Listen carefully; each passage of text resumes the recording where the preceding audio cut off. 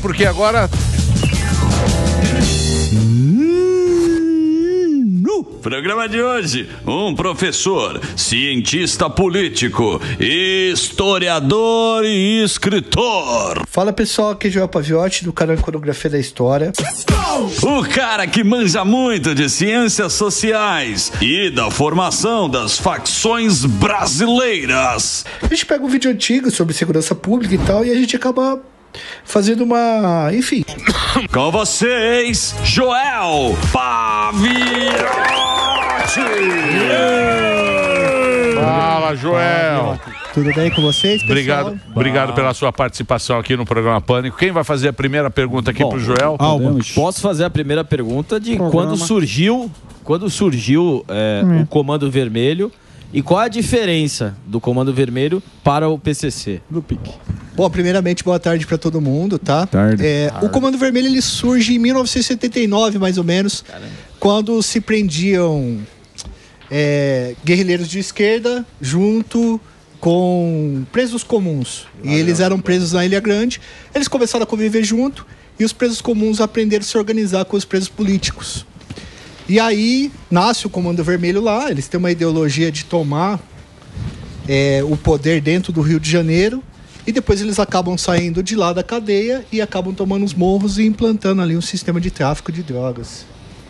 Então, quer dizer, meio que aprenderam como é que funcionava a guerrilha, o sistema político da época, né? Isso. Com aqueles caras que eram os presos políticos da época. O governo, ele acreditava que... Era na época da ditadura, né? Isso. Eles acreditavam que colocando presos políticos com presos comuns, os presos políticos seriam absorvidos pelos presos comuns e, na verdade, foi o contrário, né? Entendi. Boa. Eu estava vendo um documentário, não sei nem se você participou da pesquisa, que mostra a história do PCC, que foi num jogo de futebol. Eu não sei se isso é uma verdade, se foi daí que surgiu o PCC, já que você falou do Comando Vermelho. Na verdade, o PCC ele é um processo de antes e depois dele, porque durante os anos 80 a gente teve a reabertura democrática, né? E aí várias ideias começam a surgir. Em 1984 a gente tem a LEP, que é as Leis de Execução Penal, que dizia como é que os presos iam cumprir pena. E muitos presos participaram de discussões para fazer a LEP. E eles aprenderam a se organizar dentro da cadeia. E aí na casa de custódia, no anexo Casa de Custódia e Tratamento de Taubaté, que era uma cadeia onde iam os presos mais ruins que tinham no sistema. Os líderes do sistema iam para lá como se fosse para pagar castigo. E lá era uma cadeia horrível e tinha os presos do interior e os presos da capital. E os presos da capital eram formados pelo Marcola, Geleião, Cezinha, Isaías Esquisito, Bicho Feio, Paixão. Bom, os nomes dos caras, né? Esses caras estão onde? No cemitério. Só Só o Marcola. Só sobrou o Marcola. Só. Da galera do começo, só Marcola, mas o Marcola não era O Marcola fundador. é fundador, não é fundador, né? Ele foi um dos primeiros chefes e o Marcola se destacou porque ele levou o PCC para dentro de outras cadeias e ele seria o PCC de forma política. Então ele convencia a população carcerária a aderir. Já o Geleião e o Cezinha chegava, matava os caras, arrancava o coração, arrancava a cabeça. Meu Deus. E aí impunham o PCC nos lugares. Mas tinha essa história desse jogo? Então quer dizer, o Marcola é o político do negócio. Ele é a figura política. Estrategista. Na verdade, o Marcola ele faz uma revolução, porque antes ele era chefe, ele não era fundador, então ele gozava de um status inferior aos fundadores. Daí matam a mulher do Marcola, a Ana Maria Olivato, e o Marcola decreta os dois fundadores, que eram o Cezinho e o Geleião, que eram os únicos que estavam vivos. Esse do futebol existia essa partida, eles mataram 2 pessoas, eu consultei o processo. E aí o Marcola expulsa o Cezinho e o Geleião, e ele toma o poder nas cadeias, e tomando o poder das cadeias, ele divide esse poder em várias torres para poder governar, e aí ele vira o chefe supremo do PCC. Me fala uma coisa, aqui no Brasil, tem, por exemplo, que a gente tem de narcotráfico, exemplo é a Colômbia, lá dos anos 80, né, que tinha o Pablo Escobar e tal, que é o que é mais famoso. Aqui no Brasil tem esse chefão ou não? Ou aqui é diferente a organização dessas facções? O Brasil ele não produz cocaína, tá? Ele não produz pó, quem produz pó são os países andinos, mas a gente é meio que... intermediário, né? A gente é o que separa, é a orelha ali que separa o Brasil, os países andinos da Europa. Tá. Então, a cocaína passa por aqui. Faz baldeação, né? Isso, é que antigamente quem fazia esse corre eram os paraguaios. Até que o Fernandinho Beiramar vai pro Paraguai, ele toma aquela região ali do João Morel, que era um traficante muito antigo de lá, faz um regaço lá no Paraguai, tanto que é conhecido como Segunda Guerra do Paraguai, que ele fez lá. Ele corta esse intermediário e aí ele começa a trazer esse pó para o Rio de Janeiro.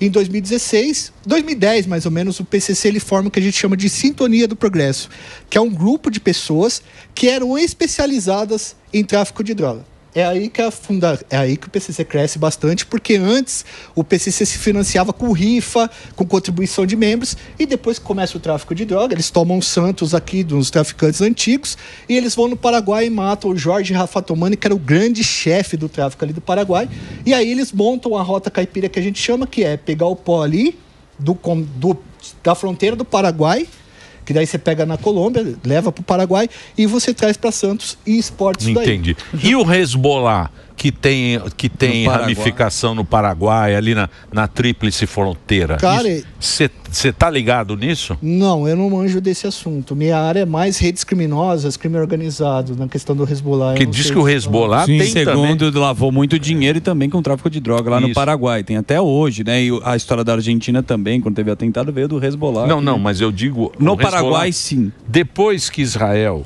foi lá nos bancos lá, queimou em 2006, tudo. Queimou todo o dinheiro, eles entraram no tráfico e diz que eles estão aqui na tríplice fronteira.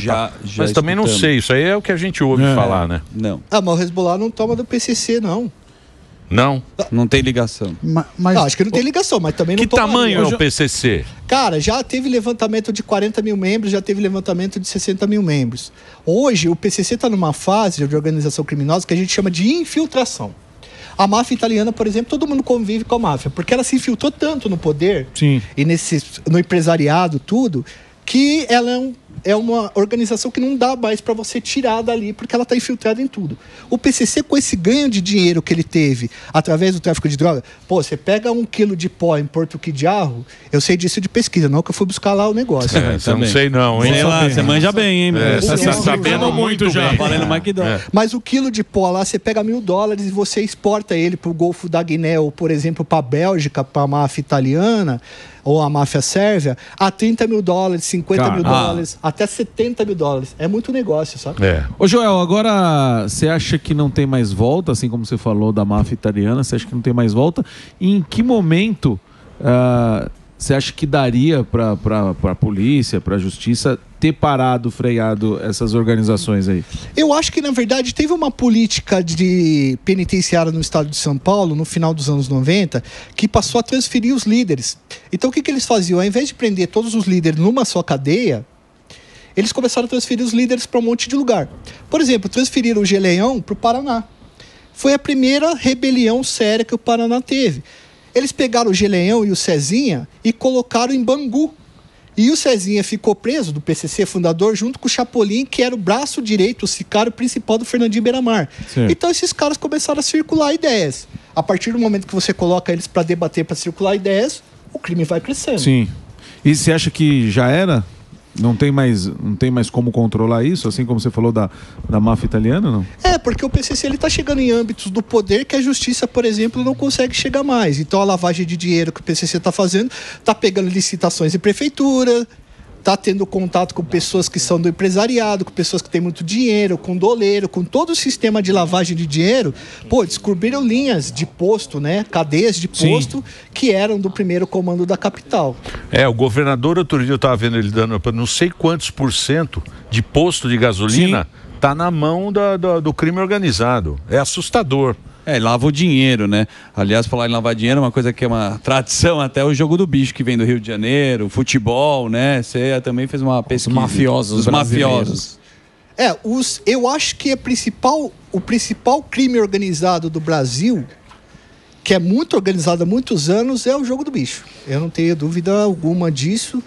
E o jogo do bicho, o Castor de Andrade, ele aprendeu a organizar o jogo do bicho com um mafioso italiano, né? O Antonino Salamone. Ele foge da Itália porque ele participou de uma chacina lá. Ele chega no Brasil e o Castor de Andrade emprega ele numa tecelagem. E aí ele fala pro Castor assim, olha, se você quiser organizar o jogo do bicho para não ter guerra, você tem que dividir o Rio de Janeiro em várias partes, fazer um estatuto e ter uma organização que você consiga controlar esses caras. Aí eles chamam lá vários outros bicheiros, os caras se organizam e fazem essa divisão do As famílias da máfia, né? Isso, que dizem que foi o Capitão Guimarães que acabou fazendo, porque ele era um cara que era estrategista. Tal, o Castor ficou preso em Ilha Grande, não ficou? Ficou em Ilha Grande preso, mas ele reformou tudo, ficou parecendo um apartamento do Leblon. Tipo o Pablo Escobar, né? Na La Catedral. E ele era uma figuraça, né? Figuraça o Castor, né? Tinha aquele time lá, o Bangu.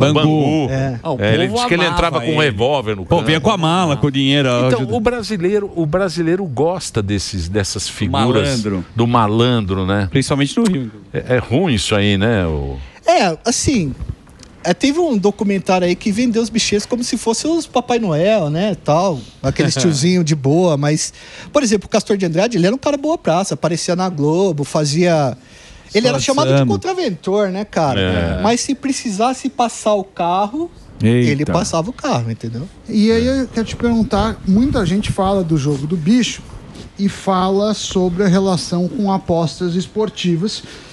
E uns falam que não é de interesse do jogo do bicho, porque falam assim, para que eu vou pagar imposto, ainda que regularize, se eu não pago nada? Outros falam, não, está dominando, porque é um mercado muito lucrativo. Você chegou a investigar alguma coisa nesse sentido? Já existem investigações nesse sentido, nada foi comprovado, mas, por exemplo, se vocês pegarem o Poderoso Chefão 2, existe um momento nas organizações criminosas, principalmente familiares, como os clãs dos bicheiros, que eles tentam regulamentar a atividade deles. Talvez as bets sejam uma parte para você conseguir regulamentar as atividades econômicas dos caras, porque ninguém gosta de estar preso ou ameaçado por pessoas, né? Então, mas essas bets tem muita sacanagem. A gente vê, né?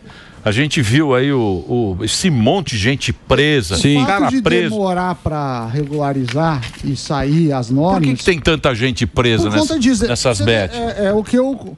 falei outro dia, você deixou 3 anos sem regulação. A mesma coisa, imagina se você não tiver regra para vender bebida alcoólica. E os caras fizeram isso agora estão correndo atrás. Tem as sérias e tem muito cara que se aproveita, né? Isso aí tem também? Ou você não estudou isso aí? Não, eu estudei, mas bets seria uma... Os advogados que trabalham com lavagem de dinheiro falam que seria uma forma fácil de lavar dinheiro as bets, né? Você entraria com muito dinheiro na ocultação ali com apostas, pequenas apostas feitas por muitas pessoas e depois você paga esse prêmio. Sim. Para lavagem de dinheiro é bem pouco complexo para você fazer. Eu assisti não sei se vocês viram, é o negócio da corrida de cavalo. Que o cara fazia com corrida de cavalo nos Estados Unidos com cavalo. É daquela série Antônio. Não, é uma série de lavagem de dinheiro real com aposta de cavalo. Não, o Antônio é aquela série de casos reais ligados ao esporte. Sim, eu sei, mas não é isso aí. É uma série de sobre é porque jogo, né? Jogo dá pro cara lavar dinheiro, né? Opa! Cara, porque uma parte da lavagem de dinheiro, que é a segunda, que é a fase que a gente coloca, tem a colocação, a ocultação e a reintegração. Na ocultação é muito legal. Muito interessante para os caras e é muito fácil para os caras, porque eles conseguem fazer os Murphys. O que seriam os Murphys? Os Murphys seriam pequenos depósitos ou pequenos gotejamentos de dinheiro ali na ocultação, para depois você poder reintegrar parte desse dinheiro. Essas pequenas ocultações, elas podem acontecer com aposta. Pense numa bet, o tanto de apostas que você pode fazer num dia ela online. Sim. E lavar, né? Por exemplo, diz que Cancún é tudo dinheiro de narcotráfico lá que fez Cancún. Miami também. Riviera Maia. Miami também. Diz que Miami foi tudo dinheiro lá da cocaína, meio que fez lá. Naquela época, década de 80. Que o cara faz pra... lavar, né? Faz pra lavar. Óbvio. Enquanto a Colômbia ficava com Nova York, boa parte de Miami, da Flórida ali e tal, ficava com os cartéis mexicanos do Golfo do México, e ali a Califórnia ficava com os cartéis mexicanos. E lógico que o México produz muita cocaína, mas vende muita cocaína, insere nos Estados Unidos muita cocaína, mas hoje nem é tanta cocaína, hoje é fentanil, metanfetamina, são drogas El Chapo, né? Quem que é o mexicano lá? Tem hoje essas drogas sintéticas, né? MD, essas bagaças. Que o nosso bailarino aqui, de vez em quando... o animal, ele toma de cesta. Pô, Joel, muito legal o papo com você. Manja, hein? Manja muito. Tem o site. Qual é? Que tá aqui, ó. É esse?